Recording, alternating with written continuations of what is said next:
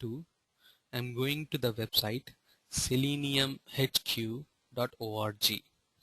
I'm navigating to a website seleniumhq.org to install the Selenium IDE. Okay, I'm in that website right now.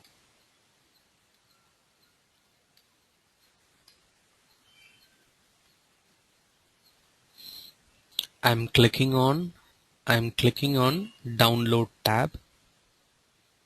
This is how you install the Selenium IDE. For me, it is already installed. In my Firefox, you may notice an icon like this, which my mouse pointer is pointing now. There is an icon called SE, okay, with a pencil in it. It says Selenium IDE as the tooltip. Right now, I have installed this 2.5.0. Okay, this is the extension through which Selenium IDE will be installed. The moment you click on that, the moment you click on this link, okay, it will ask an option like this. Okay, Firefox prevented this site from asking you to install software on your computer. Do you want to allow the installation or not? Okay, if you say allow, this this plugin will be installed in your Firefox and the Firefox will be restarted. Okay, let us try in my system itself. For that, I need to uninstall the existing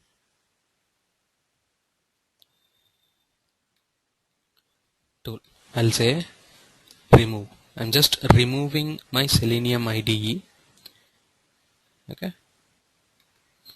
I'm removing everything with respect to Selenium to showcase the plugin installation. Either installation or reinstallation, restarting of Firefox is a must. Okay, now as I have uninstalled everything, I'm going to click on this 2.5.0, okay, to install Selenium plugin. I have just clicked on that and I'm going to say allow, and I'm going to say allow. It is downloading the plugin.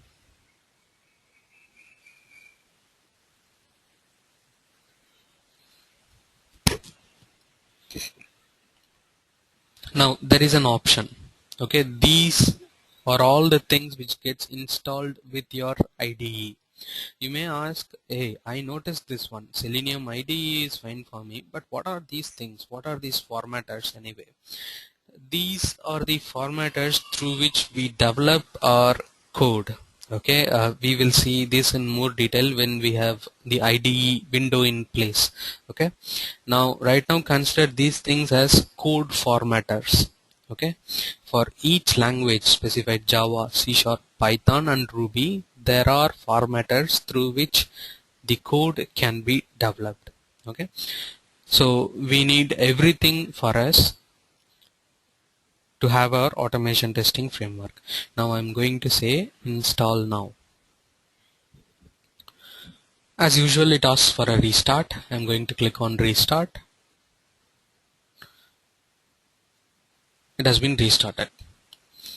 Now there is an icon here.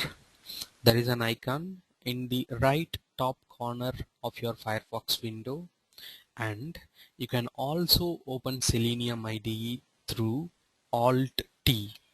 Okay, by clicking on tools, you can click on this Selenium IDE menu option, or else if you would love to work on keyboard only, you don't need to use mouse or clicks anyway, you can just say Control Alt plus S.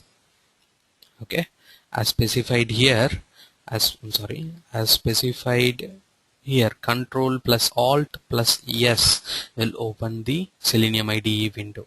Because all these options we must know to have a better understanding of the framework. You may ask, these are trivial. Okay, these are trivial things when we are trying to understand the framework. Yes, these may seem trivial, but it will fasten our way to work on the tool, which means you don't need to move your cursor and click on this. Instead you can say Control plus Alt plus S. Right now I'm pressing the keyboard combination. Voila, it opened. Right now this is the Selenium IDE, a cute and very simple UI. Okay, very simple UI which does not have more complex things. The moment I open it, the moment I open it by any of the option, the recording starts by default. I don't think I doubt you will notice that the recording button is clicked in my window, but if I hover the mouse over this button, you may see now recording, click to stop recording. Okay, there is an option also through which you can disable this. Right now we will understand that the moment you open the IDE using any of the option which we have seen now, will open it by switching on the recording. Okay, now I'm going to switch it off. I'm going to switch it off. I'm going to open a new tab. Okay, and I'm going to start recording again. Okay, these are all the URLs which I have already used, so it is maintaining a cache also for all the URLs we have already worked. Okay, now we are going to take this as an example website. We are going to use this as an example website, examples.codecharts.com. As it is hosted in the cloud, as it is in the internet, the problem, there will not be much problem, because I'm not going to use any local application which will impact your uh, post-training practices. Okay, so let us go with this. I'm going to name this base URL right here. A base URL is nothing but which consists of the protocol and the domain name. Okay, from here all the other things which I'm going to do are simply pages and resources. Okay, I hope you know those things.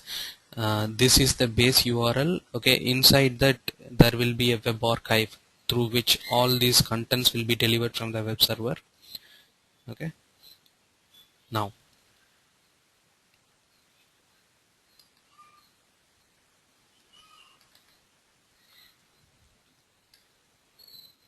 I'm going to close this window and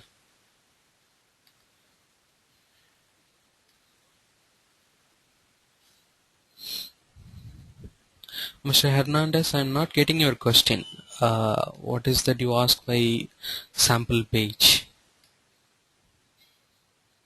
You are asking about the Selenium IDE download page?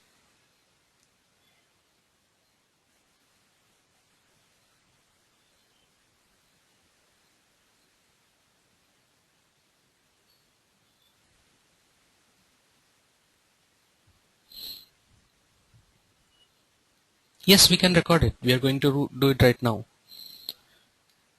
We are going to record it right now. So I'm clicking on record button. I have clicked on record button.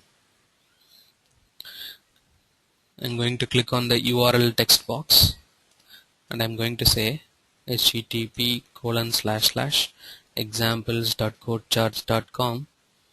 I'm going to choose this URL by default because I know what this application is. It is a bookstore application through which we can search books based on the terms or parameters we provide. We will get a result. Based on that we will purchase an item. Okay. Now I'm going to type enter by selecting this URL. All these things are already in my cache, but in your system you have to type it yourself. Now I'm just typing enter so that the page loads. It may seem a little slow because that server is always slow. Now the website is opened. I hope you have all noticed that the website is opened. Can you please raise your hand if you are able to notice that? In Firefox, are you able to see the online bookstore web application. Good, good. Thanks for your response. Now, you people know that we have started recording before entering this web page. So I'm curious to know about what is there in my recording. There is nothing in my recording. There is nothing as of now. No code is recorded in my recording. Okay, so I'm going to record further to notice what are the changes in my IDE. Okay, I'm going to click on the page right now and I'm going to say click on search. I'm clicking on search right now so that the search page, advanced search page opens. It may take a little time. Now the advanced search page is opened. Now let me go to Selenium IDE. See, there are two lines which have got recorded. There are two lines which have got recorded. One is open the default.php and the other one is choose or select or click a link which is called as search. Okay, open the default.php page and click on search link. Okay, now I'm going to record further. I'll say programming. The keyword will be HTML. Okay, and price more than $10, less than $1,000, and these are the terms through which I can restrict how the search results are going to be displayed, and I'm leaving it to you. When you're going to try it on your own, you have your own options to choose. Right now I'm going to say order by price and say descending, and records per page is 10. Okay, my motto right now is provide as much as values to the application to see how it is getting recorded in my Selenium IDE. That is what my motto is. Okay, so I'm providing values where and when required. As I have provided all the values in the advanced search, I'm going to click on search.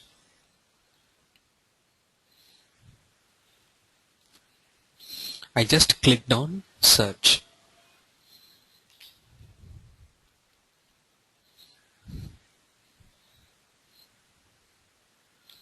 Based on the values which we have passed to the server, code charge server, it will get us results. It take a little time. Okay, now you have got the result, and the result is no products were found. No problem. I don't want to care about that. I don't want to care about what exactly it provides me as a result, because I don't care about this application. What I care about is this recording. Okay, now I'm going to stop the recording as I'm done with my scenario. Okay, you people may know that whatever we have tried with the application right now can be a test case, or a scenario. Right now, as I said, the IDE records everything as with Selenium's commands. There is a problem in this script right now. There is an obvious problem which is created in the script right now. It is that the open and click wait statements have been moved to the last part of the script, which is a bad thing, because without opening the website and without clicking on search, we cannot perform any of the commands. This happened because I placed my cursor in open when we toggled the window. That is my problem. Okay, so I'm going to move these two lines to the top of the script. Okay, I hope you understand what I'm saying right now. Open and click on advanced search were moved to the last part of the script, which is a bad thing. I myself did it because I have clicked on this open when we toggled the window. To explain the two steps which we have recorded, I kept it in this place and started recording again. That is what the problem is. Now I have placed these two lines in the right place. I'm going to save it now. I'm going to click on File, Save Test Case. This is a test case. Okay. I'm going to save it as test case 1, or let me say advanced search underscore tc1. Okay, the reference names which I am going to give will say what is the scenario we have recorded and what is the test case number which we have recorded. I strongly advise you to follow a naming convention like I do, to trace our training backwards and forwards, because it is necessary to do that. So I'm naming it as advanced search underscore tc1. If possible, I'll also add I'll say code charge, advanced research in code charge website tc1. Okay, this test case is saved right now. Okay, now okay.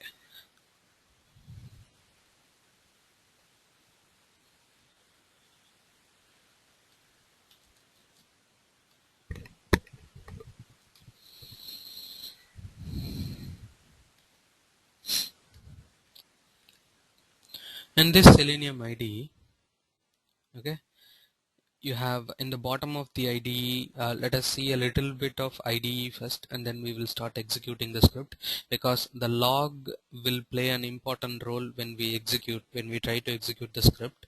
Okay, now the log is something which prints a line uh, whenever you fire a request from Selenium IDE, which means whenever you execute the test case, okay, the log gets generated. What is the command which is executed by the IDE, and what is the result I'm going to get,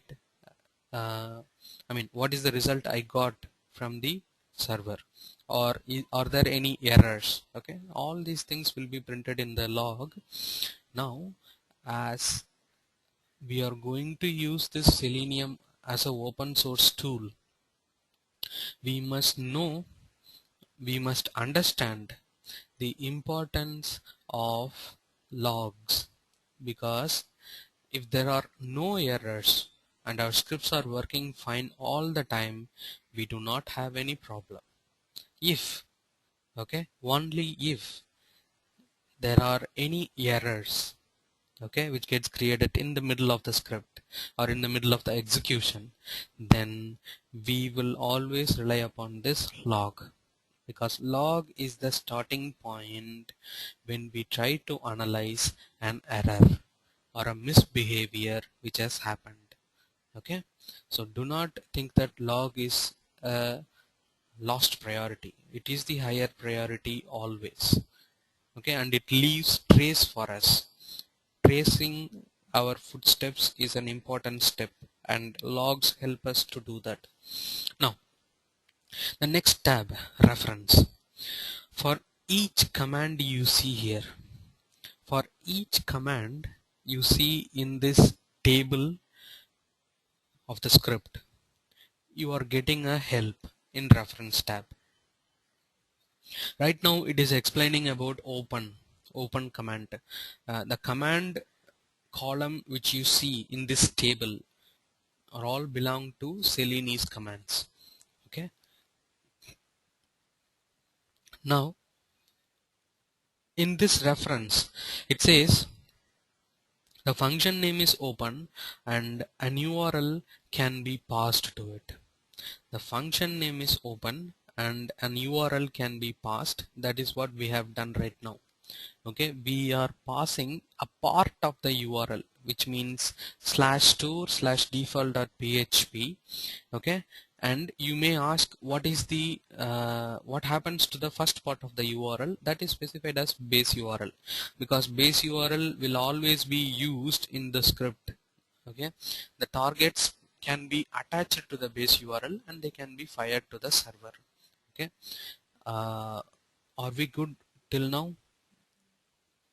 Is everybody able to hear it clearly, or do you have any doubts? Please let me know. Please put a question, because communication is the only bridge between us. As it is an online session, you can make use of questions or chat window, okay, to tell your doubts, to ask your doubts. Good. Now we were just seeing about this reference tab. So in this open, the open function can be passed with an URL through which it can be retrieved back from the server. The server I am referring to the code charge server. Okay, the code charge is the one which we are talking about as the server, because it is the one which serves as all the web pages and all the data we need. Okay, you can consider this codecharge.com as our AUT, application under test. Okay, now, and you have a definition for that also, which means you have the ability to see and you can make use of this reference all the time. Okay, and if I move to click and wait, the next line it says click and wait the locator. You see something called locator, which is passed as a parameter to the click and wait function. Okay, consider these things or try to understand these lines as functions and parameter passed to these functions. Okay, actually it is the thing which is happening. Okay, so every action which a user has done, every action the manual user has done is categorized here in the table as a command and a value passed to it. So when all these things work at the same time, the exact scenario is simulated.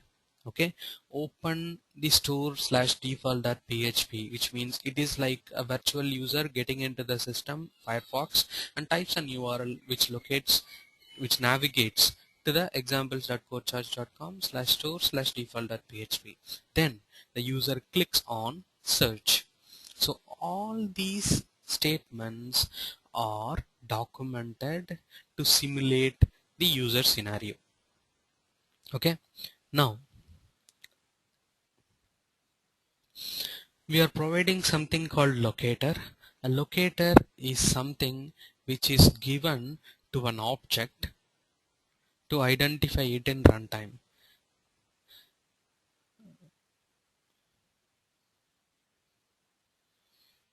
Yes, this session is being recorded, Simran. This session is being recorded.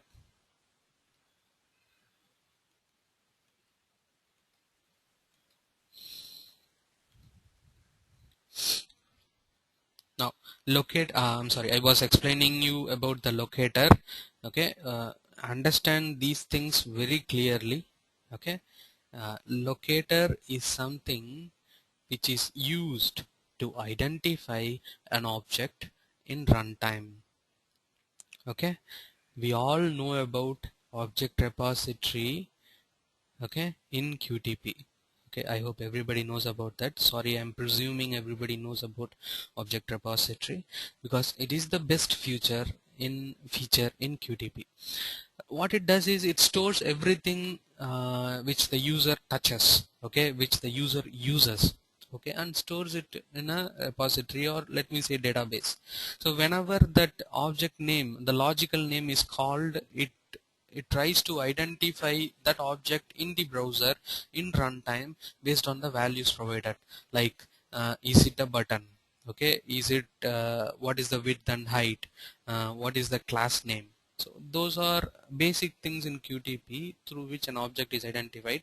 Right now in Selenium we are only going through locators, because locators are the things or the features used to identify an object. Now click and wait is done, which means the user clicked on search button and waited. Okay, and then we have selected a category ID.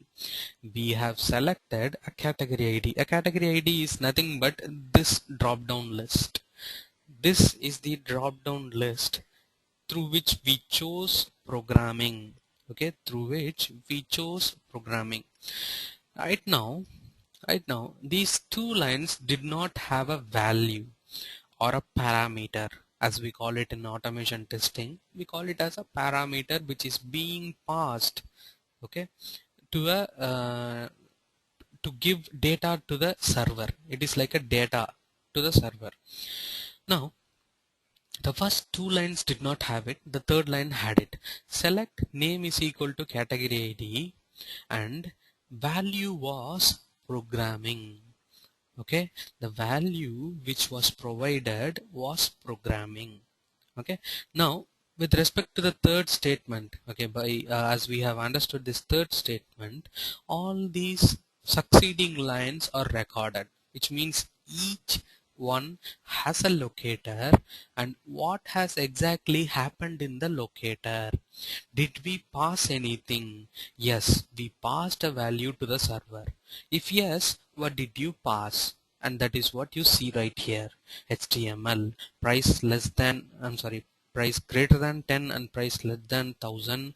Okay, and order the products based on their price, and that should be in descending order, and have the pagination as 10 records per page, and then we clicked on search. Okay, that is what happened when we recorded. Okay, is this clear, or do you have any questions?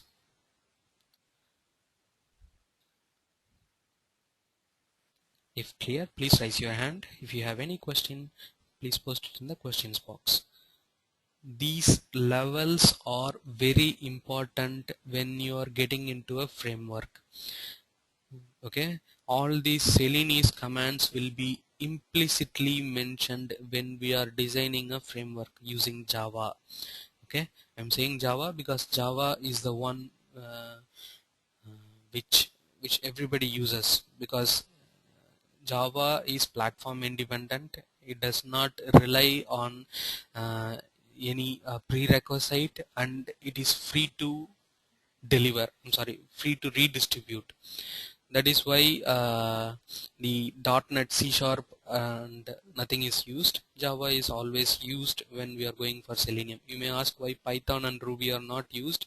Those demand some language. I mean, let me say, compared to Python and Ruby, Java is more easy to code because we have an IDE in place which takes care of all our needs. Eclipse IDE. Okay. Now, okay, I assume that everybody is clear with this IDE. Let me have a 5 minutes of break. I'll be connecting to you back in 9:05 at 9:05 IST. Okay, let me have a 5 minutes of break.